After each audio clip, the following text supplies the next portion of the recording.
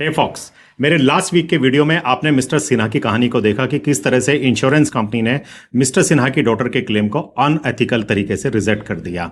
Mister Sinha सफर कर रहे हैं आज भी, क्योंकि इंश्योरेंस कंपनी ने अभी भी उस क्लेम को अप्रूव नहीं किया है। आप लोगों ने उस वीडियो को बहुत पसंद किया, उसके लिए आपका बहुत बहुत शुक्रिया। मेरे पास बहुत सारे व्यूवर्स के कॉल आए। इनफैक्ट बहुत सारे व्यूवर्स तो मुझसे बहुत नाराज भी हैं, क्योंकि मैंने उस इंश्योरेंस कंपनी के नाम को एक्सपोज नहीं किया था। तो फिर मैं आपकी इस नाराजगी को अभी दूर किए देता हूं। उस इंश्योरेंस कंपनी का नाम है Tata AIG general insurance company. हालांकि टाटा एआईजी अब मुझसे नाराज हो जाने वाली है, लेकिन मुझे इस बात से कोई फर्क नहीं पड़ता, क्योंकि मेरे लिए मेरे व्यूवर्स, मेरे कस्टमर्स ज्यादा इंपॉर्टेंट है instead of a insurance company. Folks, आज का वीडियो बहुत इंपॉर्टेंट होने वाला है, क्योंकि आज के इस वीडियो में मैं कुछ ऐसे पॉइंट्स आपसे डिस्कस करूंगा, ऐसी कंडीशंस आपसे डिस्कस करूंगा जो कि आपके क्लेम को फुल्ली या पार्शियली रिजेक्ट करा सकती हैं। इन कंडीशंस को अगर आप ध्यान में रखकर कोई हेल्थ इंश्योरेंस पॉलिसी परचेज करते हैं, या हेल्थ इंश्योरेंस पॉलिसी परचेज करने के बाद इन कंडीशंस पर, इन टर्म्स एंड कंडीशंस पर पूरा अपना ध्यान रखते हैं, पढ़ते हैं इनको अच्छी तरह से, तो आई होप, मुझे पूरी उम्मीद है कि आप मिस्टर सिन्हा की तरह क्लेम रिजेक्शन के विक्टिम नहीं बनेंगे। तो फिर बने रहिए मेरे इस वीडियो में लास्ट तक। और अगर आपने इंश्योरेंस सेवा को अभी तक सब्सक्राइब नहीं किया है तो उसे अभी सब्सक्राइब कर दीजिए और बेल आइकन को भी प्रेस कर दीजिए, जिससे आपको मेरे सारे वीडियोस के नोटिफिकेशन मिलते रहें। साथ ही अगर आप इंश्योरेंस सेवा के माध्यम से अपना इंश्योरेंस परचेज करना चाहते हैं तो स्क्रीन पर दिए हुए नंबर पर आप हमें कॉल भी कर सकते हैं।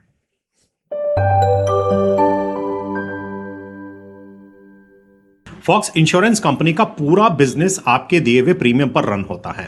यहां तक कि इंश्योरेंस कंपनी के एम्प्लॉयज की सैलरी, आपके क्लेम्स, इंश्योरेंस कंपनी के शानदार ऑफिसेज के एक्सपेंसेस, इंश्योरेंस कंपनी के सीईओ की करोड़ों रुपए की सैलरी, सब आपके दिए हुए प्रीमियम से पे होती है। लेकिन जब क्लेम देने का टाइम आता है तो इंश्योरेंस कंपनियां कुछ इस तरह से बिहेव करती हैं जैसे वो आपको कोई लोन दे रही हो, या फिर आप उसके क्रेडिट कार्ड के डिफॉल्टर हो चुके हैं। इतने सारे हथकंडे अपनाए जाते हैं आपके क्लेम को रिजेक्ट करने के लिए। इनफैक्ट इंश्योरेंस पॉलिसीज के अंदर भी इतनी सारी टर्म्स एंड कंडीशंस होती हैं, लेकिन एक कंडीशन ही काफी होती है आपके क्लेम को पार्शियली या फिर फुल्ली रिजेक्ट करने के लिए। आज के इस वीडियो में मैं आपके सामने सिर्फ 3 कंडीशंस के बारे में बात करूंगा, उन टर्म्स एंड कंडीशंस के बारे में बात करूंगा जो आपके क्लेम को फुल्ली या फिर पार्शियली रिजेक्ट करा सकती है। इस वीडियो को शुरू से लेकर एंड तक जरूर देखिएगा। अगर आप इन 3 टर्म्स एंड कंडीशंस को बहुत अच्छी तरह से समझ लेंगे, जान लेंगे, तो फिर मेरा दावा है कि आपको क्लेम लेने के टाइम पे कोई प्रॉब्लम नहीं होगी और मिस्टर सिन्हा की तरह आप क्लेम रिजेक्शन के विक्टिम भी नहीं बनेंगे।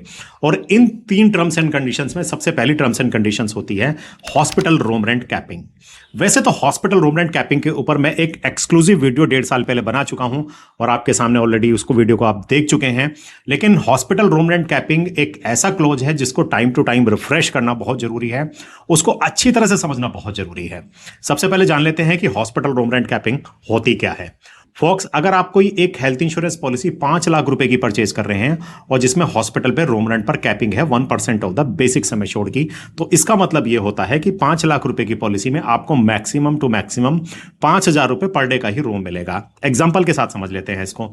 मान लेते हैं कि मिस्टर वांगनू है और मिस्टर वांगनू ने 5 लाख रुपए की एक health insurance policy 1% of the sum assured की रूम रेंट की कैपिंग के साथ परचेज की है, और मिस्टर वांगनू का 10 दिन का हॉस्पिटलाइजेशन होता है, और जिस हॉस्पिटल में वो जाते हैं वहां पर वो 10,000 रुपए पर डे का एक रूम ऑप्ट कर लेते हैं। यानी कि उनकी एलिजिबिलिटी तो 5,000 रुपए पर डे के रूम की है और उन्होंने ऑप्ट कर लिया है 10,000 रुपए पर डे का रूम। 10 दिन का हॉस्पिटलाइजेशन हुआ और टोटल बिल उनका बना है 3 लाख रुपए का। तो अब इस 3 लाख रुपए में उसको कितना अमाउंट पे होगा? आप तो जनरली यही सोचेंगे कि 5,000 रुपए पर डे का रूम का डिफरेंस, यानी कि 50,000 रुपए उनको पे करना पड़ेगा, लेकिन ऐसा बिल्कुल भी नहीं है। जब भी हॉस्पिटल रूम रेंट कैपिंग के केस की बात आती है तो इंश्योरेंस कंपनियां एक फॉर्मूला अप्लाई करती हैं क्लेम को अप्रूव करने में, और वो फॉर्मूला होता है कि आपका हॉस्पिटल का total bill into eligible room rent per day divided by opted room rent per day. यानी कि आपका टोटल बिल कितना है हॉस्पिटल का, 3 लाख रुपए का, आपकी एलिजिबिलिटी क्या है हॉस्पिटल के रूम रेंट की, वो है आपकी 5,000 रुपए पर डे की, 3 लाख इंटू 5,000 और डिवाइडेड बाय 10,000, यानी कि 10,000 रुपए का आपने हॉस्पिटल में रूम ऑप्ट किया है, तो इक्वल टू 1.5 लाख रुपए। इसका टोटल आएगा 1.5 लाख रुपए। तो इस केस में इंश्योरेंस कंपनी आपको सिर्फ 1.5 लाख रुपए ही पे करेगी। जैसे ही हॉस्पिटल जाने पर आप रूम कैटेगरी को चेंज करते हैं तो रूम हॉस्पिटल के सारे एक्सपेंसेस आपके रूम की कैटेगरी से लिंक होते हैं। अगर आप सिंगल प्राइवेट रूम लेते हैं तो भी आपके हॉस्पिटल के जितने भी एक्सपेंसेस होंगे सारे सिंगल प्राइवेट रूम के अकॉर्डिंग ही आपसे पे किए जाएंगे। लेकिन जैसे ही आप डिलक्स रूम लेंगे या उसके ऊपर का रूम लेंगे तो रूम रेंट के साथ साथ डॉक्टर की फीस, आपके नर्सिंग के चार्जेस और बाकी के सारे चार्जेस आपके चेंज हो जाने वाले हैं और उसी फॉर्मूले के अकॉर्डिंग इंश्योरेंस कंपनियां भी आपसे हॉस्पिटल के रूम रेंट कैपिंग के अकॉर्डिंग आपको बिल पे करती हैं। इसलिए हेल्थ इंश्योरेंस पॉलिसी परचेज करने से पहले यह एंश्योर करना बहुत जरूरी है कि आपकी हेल्थ इंश्योरेंस पॉलिसी में हॉस्पिटल पर रूम रेंट कैपिंग नहीं होनी चाहिए। अगर कैपिंग है भी तो कम से कम सिंगल प्राइवेट एसी रूम का एलिजिबिलिटी आपके पास जरूर होनी चाहिए।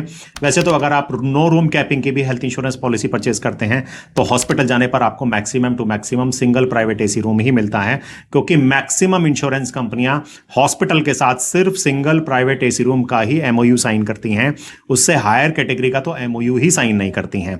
अभी रिसेंट का मैं एक केस बताता हूं। पॉलिसी है एचडीएफसी अर्गो की ऑप्टिमा सिक्योर प्लान, जिसमें रूम रेंट पर किसी तरह की कोई भी लिमिट, कोई भी कैपिंग नहीं है। 50 लाख रुपए की पॉलिसी है कस्टमर के पास। कस्टमर को एक सर्जरी करानी थी max hospital Saket new Delhi के अंदर, जाकर पता चला कि वहां पर मैक्सिमम टू मैक्सिमम आपको सिंगल प्राइवेट एसी रूम ही मिल सकता है, और जबकि वो एक एचएनआई क्लाइंट है, उनको स्वीट रूम में लेने की उनको स्वीट रूम की जरूरत थी। लेकिन फाइनली पूरी बहस होने के बावजूद भी ये डिसाइड किया गया कि आपको अपना पूरा क्लेम रीएंबर्समेंट में क्लेम फाइल करना होगा, क्योंकि इंश्योरेंस कंपनी का हॉस्पिटल के साथ maximum to maximum single private AC room का ही टाई अप है। फॉक्स इंश्योरेंस कंपनियां अपनी हेल्थ इंश्योरेंस पॉलिसी में बोल देती हैं कि आपकी रूम रेंट की लिमिट पर कोई भी किसी तरह की कैपिंग नहीं रखी गई है, आप किसी भी कैटेगरी का रूम ऑप्ट करते हैं। लेकिन हॉस्पिटल जाने पर पता चलता है कि आपका जो हॉस्पिटल का उस इंश्योरेंस कंपनी के साथ maximum to maximum single private AC room का ही टाई अप है। तो मैक्सिमम इंश्योरेंस कंपनी के साथ यही प्रॉब्लम है। और सेकंड क्लोज होता है जो कि बड़ा ही डेंजरस क्लोज है, reasonable and customary charges. Reasonable and customary charges के ऊपर मैं ऑलरेडी एक एक्सक्लूसिव वीडियो बना चुका हूं अभी 2 हफ्ते पहले। आपने उस वीडियो को बहुत पसंद किया था। लेकिन रीजनेबल एंड कस्टमरी चार्जेस एक ऐसा क्लोज है जो आपके क्लेम को 60-70% तक भी रिजेक्ट करा सकता है। सबसे पहले समझ लीजिए कि रीजनेबल एंड कस्टमरी चार्जेस होता क्या है। अगर आप किसी बीमारी या सर्जरी का ट्रीटमेंट ले रहे हैं तो जिस एरिया में आप वो ट्रीटमेंट ले रहे हैं उस एरिया के सारे हॉस्पिटल्स में जो सबसे सस्ते दामों में उस पर्टिकुलर बीमारी या सर्जरी का ट्रीटमेंट करता है उसको रीजनेबल एंड कस्टमरी चार्जेस कहते हैं। एग्जाम्पल के साथ मान लीजिए मिस्टर वांगलू ने एक स्टोन की सर्जरी करानी है। करोल बाग में मिस्टर वांगलू रहते हैं, दिल्ली एनसीआर के। तो करोल बाग के अंदर अगर 50 हॉस्पिटल हैं तो स्टोन की सर्जरी का जो सबसे सस्ते दामों में हॉस्पिटल इलाज करता है इंश्योरेंस कंपनी उसको पे करेगी, ये कहकर कि ये रीजनेबल एंड कस्टमरी चार्जेस होते हैं। अब ये पता लगाना कि उस पर्टिकुलर एरिया के सारे हॉस्पिटल्स में सबसे सस्ता ट्रीटमेंट कौन करता है, ये बड़ा मुश्किल काम है। लेकिन एक बात बड़ी दिलचस्प है और मुझे आज तक समझ में नहीं आई, क्या ये सारी इंश्योरेंस कंपनियां हर एक हॉस्पिटल के रेट लेकर रखती हैं? क्या इनके पास सारे हॉस्पिटल्स के रेट हैं जिससे वो उठाकर किसी भी रेट्स को देकर ये कह देती हैं कि ये रीजनेबल एंड कस्टमरी चार्जेस है? फॉक्स यहां पर अवेयरनेस होना बहुत जरूरी है।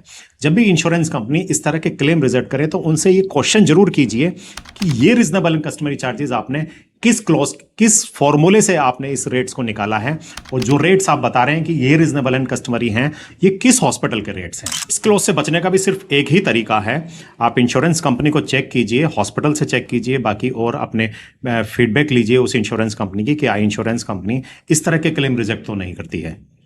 तीसरा डेंजरस क्लोज होता है investigation and evaluation. Investigation and evaluation एक परमानेंट एक्सक्लूजन है जो सभी इंश्योरेंस कंपनियों में, सभी इंश्योरेंस पॉलिसीज में, हेल्थ इंश्योरेंस पॉलिसीज में अप्लाई होता है। इन्वेस्टिगेशन एंड इवैल्यूएशन का मतलब यह होता है कि अगर आप सिर्फ इन्वेस्टिगेशन कराने के लिए, लैब टेस्ट कराने के लिए, किसी तरह का एक्सरे कराने के लिए, अल्ट्रासाउंड या पैट स्कैन या फिर आप किसी भी तरह के एमआरआई कराने के लिए एडमिट होते हैं तो वो आपके लिए परमानेंट एक्सक्लूडेड है, उसका क्लेम आपको नहीं मिलेगा। लेकिन इंश्योरेंस कंपनियां इसका भी मिसयूज करती हैं, स्पेशली 1 या 2 इंश्योरेंस कंपनियां तो बहुत ज्यादा मिसयूज करती हैं इस परमानेंट एक्सक्लूजन वाले क्लॉज का।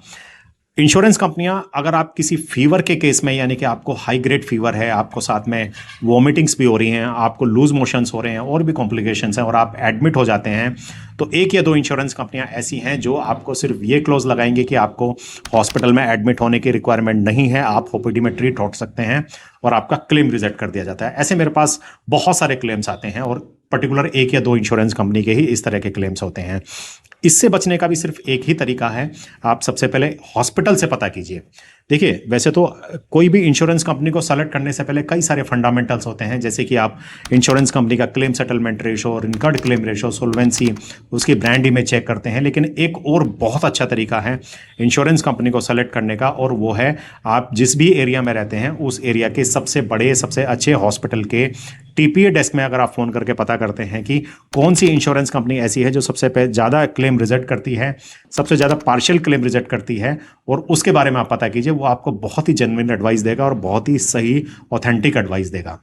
सो फॉक्स, कैसा लगा आपको ये वीडियो? आज के इस वीडियो में मैंने आपसे डिस्कस किया उन 3 टर्म्स एंड कंडीशंस के बारे में जिनको लेकर आपका क्लेम इंश्योरेंस कंपनी कभी भी रिजेक्ट कर सकती है, पार्शियली या फिर fully. In 3 terms and conditions को आप अच्छी तरह से समझ लीजिए, जान लीजिए, इंश्योरेंस कंपनी को चेक कर लीजिए, आप हॉस्पिटल से इंश्योरेंस कंपनी के बारे में बैकग्राउंड ले लीजिए, फीडबैक ले लीजिए, तो आपका हो सकता है कि इंश्योरेंस क्लेम फिर रिजेक्ट ना हो। आपके पास अगर कोई ऐसी स्टोरी है, आप कभी इंश्योरेंस क्लेम रिजेक्शन के विक्टिम बने हैं या कोई इंश्योरेंस फ्रॉड हुआ है आपसे, तो मैं आपको इनवाइट करता हूं अपने इंश्योरेंस सेवा चैनल के स्टूडियो में। आप आएँ, अपनी स्टोरी हमारे साथ शेयर करें, हम उसको पब्लिश करेंगे, रिलीज करेंगे यूट्यूब चैनल पर, जिससे कि और व्यूवर्स को इस तरह की प्रॉब्लम्स का सामना ना करना पड़े।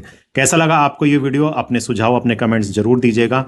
मिलता हूं आपसे अपने नेक्स्ट वीडियो में, तब तक के लिए जय हिंद, जय भारत।